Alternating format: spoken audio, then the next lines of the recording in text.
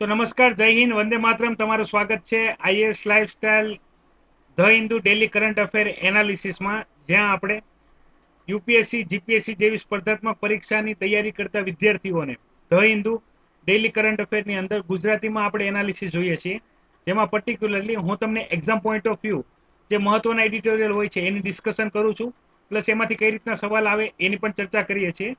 સવાલની સાથે એનું કોઈ હિસ્ટોરિકલ બેકગ્રાઉન્ડ હોય તો એની પણ આપણે ચર્ચા કરીએ છીએ. જે મહત્વના અપડેટ હોય હું તમને કોમેન્ટ બોક્સની અંદર કોમેન્ટ કરવાનું કહું છું. સેલ્ફ કોઈ પણ ટોપિક હોય તો એની પણ હું તમને માહિતી આપું છું. અત્યારે આપણે 11 જૂનનું the Hindu daily current affair analysis start કરીએ પહેલા હું તમને જણાવી દઉં કે જો જરૂર ના હોય તો તમે ઘરની બહાર ના નીકળો. ઘરની બહાર નીકળો તો હેન્ડ ગ્લોવ્સ અને માસ્ક પહેરીને નીકળો. અત્યારે કોરોના વાયરસથી તમને અને તમારા પરિવારને તમે જ બચાવી શકો છો, કારણ કે ગવર્મેન્ટ દ્વારા ધીરે ધીરે લોકડાઉન હળવું કરવામાં આવી રહ્યું છે અને બધા પ્લેસ નોર્મલ લાઈફસ્ટાઈલની જેમ ઓપન થઈ રહ્યા છે. તો એવામાં સૌથી વધારે મહત્વનું છે કે તમે સતર્કતા રાખો. જરૂર ના હોય તો ઘરની બહાર ના નીકળો. જ્યારે બહારથી ઘરે આવો ત્યારે હેન્ડને પ્રોપર વોશ કરો. ઓકે, અને સોશિયલ ડિસ્ટન્સિંગનું પાલન કરો. તમારી સતર્કતા તે તમને કોરોના વાયરસના ઇન્ફેક્શનથી બચાવી શકે છે. તો એ સૌથી વધારે મહત્વની બાબત છે. તો અત્યારે જે ગવર્મેન્ટના અનુમાન પ્રમાણે જુલાઈ મહિનામાં કોરોના વાયરસના ઇન્ફેક્શન વધવાના વધારે ચાન્સ છે. તો તમે તમારી રીતે પૂરતી જેટલી પણ પ્રિકોશન રાખી શકો એટલી રાખજો. એ તમને ઉપયોગી થશે. આજે આપણે ડિસ્કશન સ્ટાર્ટ કરશું પહેલા એડિટોરિયલની, જેમાં G7 સમિટની વાત કરવામાં આવેલી છે. તો તમને ખ્યાલ હશે આ વખતેનું G7 સમિટ યુએસએ ની અંદર થવા જઈ રહ્યું છે, બરાબર? તો એની અંદર ડોનાલ્ડ ટ્રમ્પ ભાગ લેવાના છે. સૌથી વધારે અત્યારે આપણે કરંટ અપડેટની અંદર G7 ની ઘણી બધી માહિતી જોઈ, તો એમાં પણ આપણે સૌથી વધારે મહત્વની બાબત જોઈ લીધી કે જે જર્મનના ચાન્સલર છે, બરાબર, માર્કેલ, તો એ પાર્ટિસિપેટ નથી કરવાના G7 સમિટમાં. એનું કહેવાનું એટલું જ હતું કે ત્યાં જઈને ખાલી આપણે ફોટો પાડીએ, પિક્ચર લઈએ, ખાવા પીવાનું ખાઈને આવતા રહીએ, કોઈ સોલ્યુશન ના નીકળે તો G7 સમિટમાં જવાનો કોઈ મતલબ નથી. હવે તમને બીજી મહત્વની બાબત જણાવી દઉં કે જે પણ દેશ દ્વારા G7 સમિટ થતી હોય એ દેશ પોતાના અન્ય મિત્ર દેશોને અથવા જે ઇકોનોમિકલ અથવા પોલિટિકલ જે મહત્વની કન્ટ્રી હોય છે એને પણ ઇન્વાઇટ કરતા હોય છે G7 સમિટની અંદર પાર્ટિસિપેટ કરવા માટે. તો અમેરિકા દ્વારા 4 એવી કન્ટ્રી છે જેને ઇન્વાઇટ કરવામાં આવેલી છે અને એની અહીંયા ડિટેલમાં ચર્ચા કરવામાં આવેલી છે. આપણે કન્ટ્રી જોઈ લીધી છે. તો એમાં કઈ કઈ કન્ટ્રી આપેલી છે? તો પહેલી છે ઇન્ડિયા, પછી છે સાઉથ કોરિયા, બરાબર, ઓસ્ટ્રેલિયા છે, અને ઓસ્ટ્રેલિયા છે, કોઈ એક કંપની રહી ગઈ છે, ઇન્ડિયા છે, સાઉથ કોરિયા છે, ઓસ્ટ્રેલિયા છે અને રશિયા છે. ઓકે, તો આ 4 કન્ટ્રીને ઇન્વાઇટ કરવામાં આવેલી છે G7 સમિટ માટે. અને સૌથી વધારે અત્યારે મુદ્દો ચર્ચા થાય છે કે G7 સમિટ જે છે, બરાબર, એને G11 કરવાની ટ્રાય ચાલે છે. તો અત્યારે બાકીના જે દેશ છે ઇન્ડિયા, ઓસ્ટ્રેલિયા અને સાઉથ કોરિયા, બરાબર, તો આમાં એને એડ કરવાની વાતમાં બાકીની કન્ટ્રીઓ જે છે એ સહમત છે, પણ રશિયાને લઈને વિવાદ ચાલે છે કે રશિયાને એડ કરે એવું લાગતું નથી. તો ડોનાલ્ડ ટ્રમ્પનું કેવું એવું છે G7 ને G11 ના કરો તો કઈ વાંધો નહીં, G10 કરો, મતલબ આ 3 કન્ટ્રીને એડ કરી દો. હવે આનું કારણ શું આપે છે કે કારણના એટલી જ ચર્ચા કરે છે કે G7 જે સમિટ છે, બરાબર, એ બહુ જૂની થઈ ગઈ છે, બરાબર. હવે એ બધા કંટ્રોલ કરી શકે એવું નથી. પછી આપણે જોયું G7 જે સમિટ છે, બરાબર, એ ઇકોનોમિકલ પર્સપેક્ટિવ પ્રમાણે પણ સાચું ઠર્યું નથી. એને જે ઇન્ટરનેશનલ ટ્રેડ હોય તો એમાં પણ એનો કોઈ સારો રોલ રહ્યો નથી. બીજી અહીંયા ડિટેલમાં ચર્ચા કરી તો કે અત્યારે આપણે કોઈ પણ ગ્લોબલ ક્લાઇમેટની વાત કરીએ તો એમાં પણ G7 સમિટ દ્વારા યોગ્ય કોઈ પગલાં લેવામાં આવ્યા નથી, બરાબર. એની ચર્ચા હમણાં આપણે આગળ કરશું. અને અત્યારે જે કોરોના પેન્ડેમિક છે, બરાબર, તો એની અંદર પણ G7 સમિટ દ્વારા કોઈ યોગ્ય નિર્ણયો લેવામાં આવ્યા નથી, એને ઇમ્પ્લિમેન્ટ કરવામાં આવ્યા નથી. તો આને એક્સપાન્શન કરવાની વાત કરવામાં આવે છે. અત્યારે તમને ખ્યાલ હશે ઘણી કન્ટ્રીઓમાં G20ની જે કાર્ય છે એ ખૂબ સારા છે. તો ડોનાલ્ડ ટ્રમ્પ દ્વારા કહેવામાં આવ્યું કે આને આપણે જો G11 કરીએ અથવા G10 કરીએ, બરાબર, તો એના ઘણા સારા પરિણામ આપણને જોવા મળશે. તો એના માટે આ 3 કે 4 કન્ટ્રીને આપણે એડ કરવી જોશે. એના માટે એવું નથી કે ડોનાલ્ડ ટ્રમ્પે કહી દીધું એટલે એડ થઈ જશે. બાકીના મેમ્બરો પણ સહમત હોવા જોઈએ આ બાકીની જે કન્ટ્રી છે એને એડ કરવા માટે. હવે થાય શું કે માની લો તમને ખ્યાલ હશે અત્યારે યુએસએ ની અંદર ઇલેક્શન આવવાના છે, બરાબર. હવે ડોનાલ્ડ ટ્રમ્પ સાહેબ ઇલેક્શન હારી જાય અને નવી ગવર્મેન્ટ આવે તો એ ગવર્મેન્ટ એવી પણ કહે કે આપણે G7 સમિટ છે, બરાબર, એને ચેન્જ કરવી નથી, એને G7 જ રહેવા દેવી છે, G11 કે G10 કરવી નથી. તો આ પણ થાય, એડ ના પણ થાય. તો એવું જરૂરી નથી કે ઇન્ડિયા G7 સમિટની અંદર એડ થઈ જ જાય, પણ આપણા માટે સૌથી વધારે મહત્વની બાબત છે. બીજો એક તમને ખ્યાલ હોવો પડે, એની ચર્ચા હું તમને કરી દઉં કે અત્યારે તમને ખ્યાલ હશે ઇન્ટરનેશનલ ટ્રેડની અંદર યુએસએ અને ચાઇના એ એક કોલ્ડ વોરની જે આપણે કન્ડિશનની ચર્ચા કરી તો એની અંદર બંને એક્ટિવલી કામ કરે છે, બરાબર. તો એની અંદર અત્યારે ઇન્ડિયાએ કોઈ એક પક્ષ લેવાનો થશે, બરાબર. આપણે સામાન્ય રીતે જે મલ્ટીલેટરલ ની વાત કરીએ છીએ કે ભાઈ અમે કોઈ એક પક્ષ સાથે સંપૂર્ણ રીતે જોડાયેલા નથી, પણ અમે બધા સાથે એકરૂપતાથી જોડાયેલા છીએ, અમારા માટે બધા મહત્વના છે. પણ અત્યારે જે ઇન્ટરનેશનલ કન્ડિશન ચાલી રહી છે તો એમાં ઇન્ડિયા છે, બરાબર, એ ન્યુટ્રલ રહી શકે નહીં. ઇન્ડિયાએ કોઈ એક પક્ષ લેવો પડશે. અને આપણને ખ્યાલ હશે કે ઇન્ડિયા અને યુએસએ ના જે રિલેશન છે, ટ્રમ્પ અને મોદીના જે રિલેશન છે, એના પ્રમાણે એવું લાગે છે કે ઇન્ડિયા યુએસએ સાથે જોડાશે અને ચાઇનાની અગેન્સ્ટ કામ કરશે. તો આ તમને ખ્યાલ હોવો જોઈએ કે પૂછી પણ શકે છે કે તમારા શું વિચાર છે પર્ટિક્યુલર મલ્ટીલેટરલ લઈને ઇન્ડિયાએ તટસ્થ રહેવું જોઈએ અથવા યુએસએ આરે જોડાવવું જોઈએ કે ચાઇના આપણો પાડોશી દેશ છે તો આપણે એની સાથે જોડાવવું જોઈએ, એની ડિટેલમાં ચર્ચા થશે. હવે મેં તમને અહીંયા G10 ને G11 ની પણ ચર્ચા કરી, સાથે સાથે અહીંયા ઓપેક કન્ટ્રીની પણ વાત કરવામાં આવેલી છે. તો ઓપેક કન્ટ્રી તમને ખ્યાલ હશે પેટ્રોલિયમની જે પણ પ્રોડક્ટ હોય છે તો એને પ્રોડક્શન, ઇમ્પોર્ટ, એક્સપોર્ટ અને પ્રાઇસને લઈને એક સંસ્થા છે જે કાર્ય કરે છે. ઓપેક તમારે અલગથી પણ તૈયાર કરવાનું છે. ઓપેક જે આપણે ગલ્ફ કન્ટ્રીઓ છે એમાંથી કઈ કઈ કન્ટ્રીઓ ઓપેક કન્ટ્રીની અંદર આવે છે, બરાબર, અને બાકી અન્ય પણ કઈ કઈ કન્ટ્રીઓ આવે છે, હાલમાં કેટલી એમાં હતી, કેટલી એમાં રિમૂવ થઈ ગઈ છે અને અત્યારે એનું સ્ટેટસ શું છે એ પણ તમારે તૈયાર કરવાનું રહેશે. બીજી અહીંયા જે વાત કરવામાં આવી છે એ વાત કરવામાં આવી છે કે અત્યારે જે આપણે આની પહેલા જે ગ્રીન હાઉસ ગેસીસની ચર્ચા કરી હતી તો એનો એક સર્વે આપેલો છે કે G7 જે કન્ટ્રીઓ છે, બરાબર, જે CO2 નું ઉત્સર્જન કરે છે તો એ બાકીની જેટલી પણ આફ્રિકન કોન્ટિનેન્ટની કન્ટ્રી છે એ બધા કરતા 2 ગણું વધારે કરે છે, ખાલી 7 કન્ટ્રી, બરાબર. તો એની ચર્ચા કરી છે. મતલબમાં આ જે કન્ટ્રીઓ છે એ ઇન્ડસ્ટ્રીયલ ડેવલપમેન્ટના નામે અને ગ્રોથના નામે, કેપિટલાઇઝેશનના નામે આટલું બધું કાર્બન ડાયોક્સાઇડનું ઉત્સર્જન કરે છે કે ગ્રીન હાઉસ ગેસીસમાં ક્લાઇમેટ ચેન્જમાં સૌથી વધારે રિસ્પોન્સિબલ છે. તો એની ચર્ચા કરી છે અને G7 ને અપગ્રેડ કરવાની વાત ચાલે છે. હવે શું થશે આપણે ઇન ફ્યુચર જોવાની છે. તમને આમાંથી ઘણી બધી બાબતો રિપીટ છે પ્લસ ઘણી બધી બાબતો નવી છે, તો તમે બધી ઇન ડિટેલ તૈયાર કરી લેજો, બરાબર. એક્ઝામ પોઈન્ટ ઓફ વ્યૂ મહત્વનો એડિટોરિયલ છે.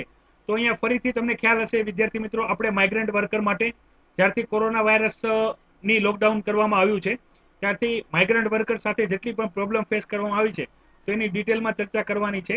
તો અહીંયા સૌથી વધારે રિપીટેડ ઇન્ફોર્મેશન છે, બાકી જે મહત્વની ઇન્ફોર્મેશન છે હું આનો આગળનો જે એડિટોરિયલ છે એમાં આપણે ચર્ચા કરશું ત્યારે હું તમને જણાવીશ.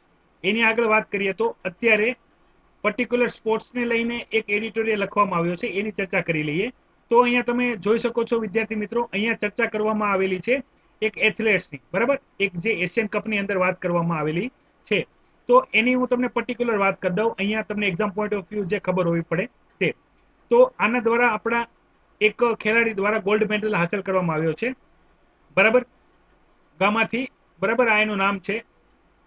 તો એના દ્વારા એક ગોલ્ડ મેડલ હાંસલ કરવામાં આવ્યું છે.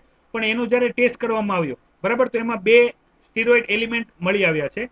તો એના નામ પણ અહીંયા આપેલા છે. એક છે 19Na અને બીજું છે નોન્ટ્રેલોન.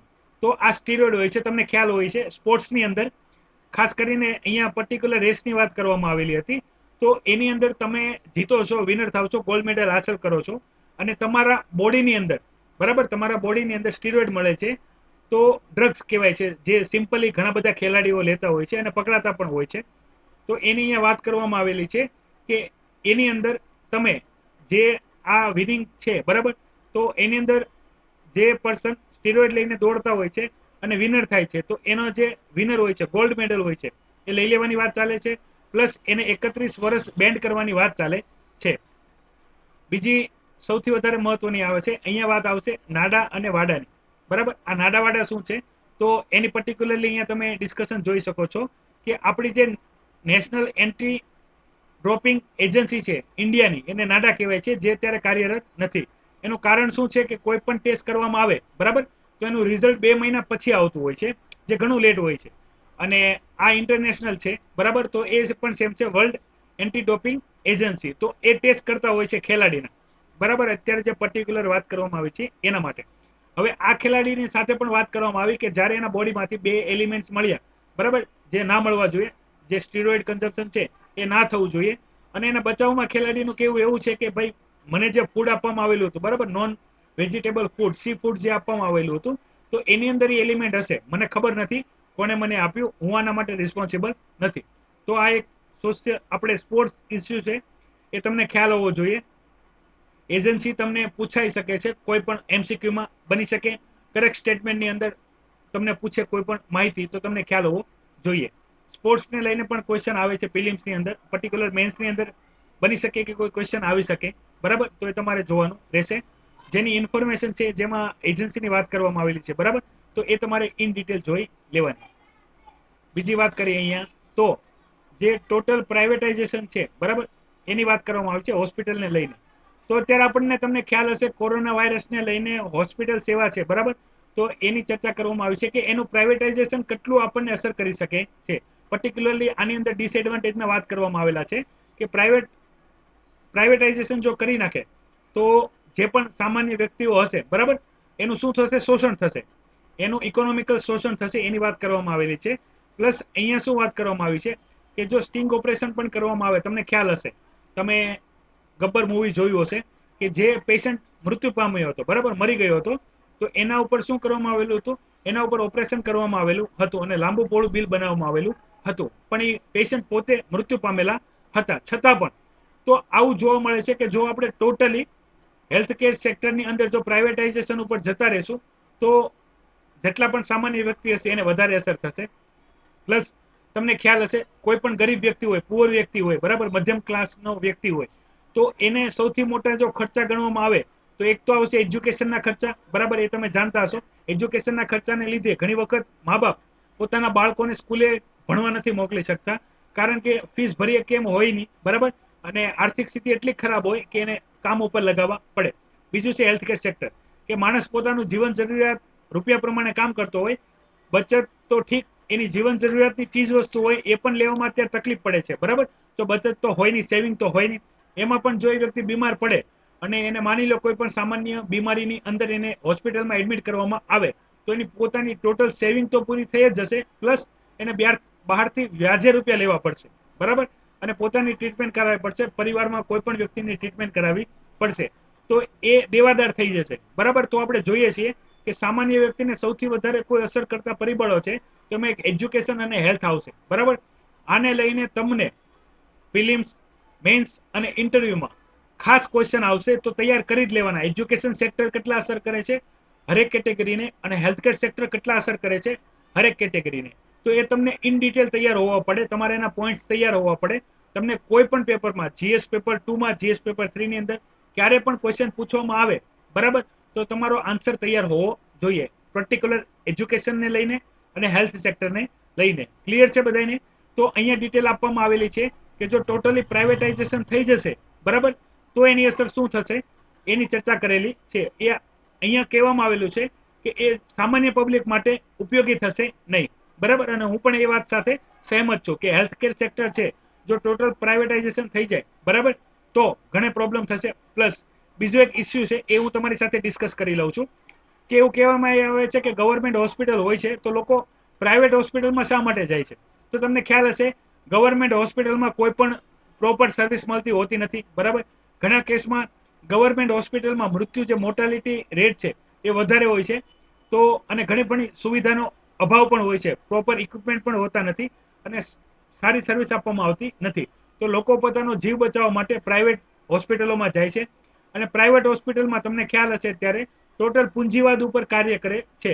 પેશન્ટની આર્થિક કન્ડિશન જોવામાં આવતી નથી, ફક્ત બિલ કઈ રીતે બનાવવું એની ઉપર ધ્યાન દેવામાં આવે છે, અને એનો ભોગ સામાન્ય વ્યક્તિ બને છે. જે કેપેબલ છે એ પ્રાઇવેટ હોસ્પિટલની અંદર સુવિધા લે તો કોઈ ઇસ્યુ નથી, પણ જ્યારે સામાન્ય એની અંદર જાય છે, બરાબર, તો એ આર્થિક દેવાદાર બને છે. તો આ માહિતી તમારી પાસે હોવી જોઈએ.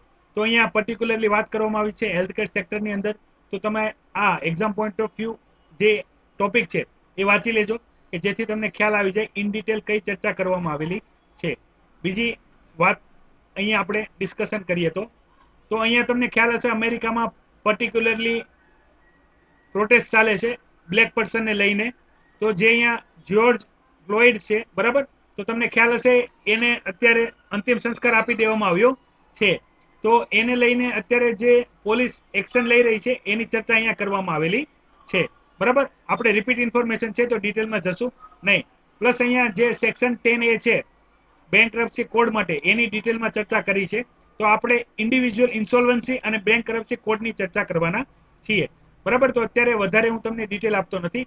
એની જે આ શું મુદ્દો છે એની હું તમને ડિટેલમાં ચર્ચા કરી કે આપણે એ પોલિસીની અંદર ચેન્જ લાવવાની જરૂર છે. કારણ કે અત્યારના હાલના જે ડિફોલ્ટરના ક્રાઇસિસ છે, બરાબર, તો એની અંદર કન્ડિશન ચેન્જ થઈ ગઈ છે.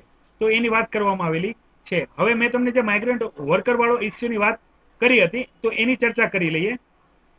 તો અહીંયા માઇગ્રન્ટ વર્કરની જે ક્રાઇસિસ છે, બરાબર, તો તમને ખ્યાલ હશે એ વધી ગઈ છે. પ્લસ અત્યારે લોકડાઉનની અંદર હજી જે પણ વર્કર હતા એ પોતાના રાજ્ય સ્ટેટની અંદર પહોંચ્યા હતા ત્યાં લોકડાઉન ઓપન કરી દેવામાં આવ્યું છે. હવે એ લોકોને ફરીથી પાછા બોલાવવામાં આવે છે. ત્યારે ઇન્ડિવિજ્યુઅલી જેટલા પણ માઇગ્રન્ટ વર્કર છે એની સાથે જે ચર્ચા કરવામાં આવી છે એની આપણે વાત કરીએ તો શું કહેવામાં આવ્યું છે કે હવે ઇન્ડિવિજ્યુઅલ સ્ટેટે પોતાને જરૂરી એવા ફંડ લઈને રેસ કરીને માઇગ્રન્ટ વર્કરને પોતાના સ્ટેટમાં કામ મળે એવું કાર્ય કરવું જોઈએ. હવે આના માટે દેવું લેવું કેટલું જરૂરી છે અને કેટલું મુશ્કેલ છે એની ડિટેલમાં ચર્ચા કરી છે. બીજું કે જે માઇગ્રન્ટ વર્કર પોતાના રાજ્યમાં પાછા ચાલ્યા ગયા છે એને આપણે બોલાવવા કઈ રીતે કામ કરવા માટે, જે અત્યારે કરંટ જે રાજ્યની અંદર કામ કરી રહ્યા હતા ત્યાંના માટે. તો એની ડિટેલમાં ચર્ચા કરી છે. ઘણી બધી ઇન્ફોર્મેશન રિપીટ થાય છે તો તમારે એક અપડેટ જે છે એ તમારે જોઈ લેવાના. કોઈ નવી ઇન્ફોર્મેશન લાગે તો તમારે એ તમારા નોટ્સની અંદર એડ કરી લેવાની. વાત કરી લઈએ ઇમેજની, તો અહીંયા જે ન્યુઝીલેન્ડ છે, બરાબર, એ અત્યારે total corona virus infection free થઈ ગયું છે. અને બાકીની જે કન્ટ્રીઓ છે, બરાબર, તો એની ઇમેજ દેખાડવામાં આવી છે કે અમને ખબર છે કોરોના વાયરસને કઈ રીતે ટેકલ કરવું છે, અમને સલાહ આપવાની જરૂર નથી. તો એ પર્ટિક્યુલર ઇન્સિડન્સ અહીંયા બતાવવામાં આવ્યું છે. તો વિદ્યાર્થી મિત્રો, આ હતું 11 જૂનનું ધ હિન્દુ એનાલિસિસ, બરાબર. જે મહત્વના પોઈન્ટ હતા એની આપણે ડિસ્કશન કરી. આ માહિતી ગમી હોય તો આને લાઈક કરજો, બરાબર. અન્ય વિદ્યાર્થી સુધી પહોંચાડવા અને શેર કરજો. અને તમે ચેનલમાં નવા હોય તો અવશ્ય ચેનલને સબસ્ક્રાઇબ કરજો કે જેથી આવા અવનવા અપડેટેડ ઇન્ફોર્મેશન વાળા વિડીયો તમારા સુધી ઝડપથી પહોંચી જાય. વિડીયોની માહિતી કેવી લાગી એ તમે કોમેન્ટ બોક્સની અંદર પણ કોમેન્ટ કરી શકો છો. પ્લસ જે વિદ્યાર્થીઓ અત્યારે લાઈવ સેશનની અંદર જોડાયા છે એમાં પણ ઘણા ઇન્ફોર્મેટિવ એમને મળ્યા હોય તો એ પણ રિવ્યુ આપી શકે છે, બરાબર. વિડીયોને લાઈક શેર કરવાનું ભૂલતા નહીં. આવી અવનવી અપડેટ લઈને હું તમારા સુધી આવતો જ રહીશ, બરાબર. સાથે સાથે મેં તમને જે ઓપેક કન્ટ્રીની વાત કરી છે તો એ તમે ગૂગલમાં જઈને ઓપેક કન્ટ્રીનું મુખ્યાલય ક્યાં આવેલું છે તમે નોટ્સ લખી શકો છો. એની અંદર કઈ કઈ કન્ટ્રી આવે છે એ પણ તમે લખી શકો છો. સાથે સાથે એનો રોલ શું છે અત્યારે ગ્લોબલ માર્કેટમાં એ પણ તમે લખી શકો છો. તો અંતે તમે બધા કરો મજા અને મને આપો રજા. લાઈવ લેક્ચરમાં જોડા બદલ આભાર. જોતા રહો આઈએસ લાઈફસ્ટાઈલ યુટ્યુબ ચેનલ. જય હિન્દ, વંદે માતરમ. હું તમારી પાસેથી રજા લઉં છું. કાલે ફરી મળશું લાઈવ લેક્ચરની અંદર. Stay tune with preparation. Thank you.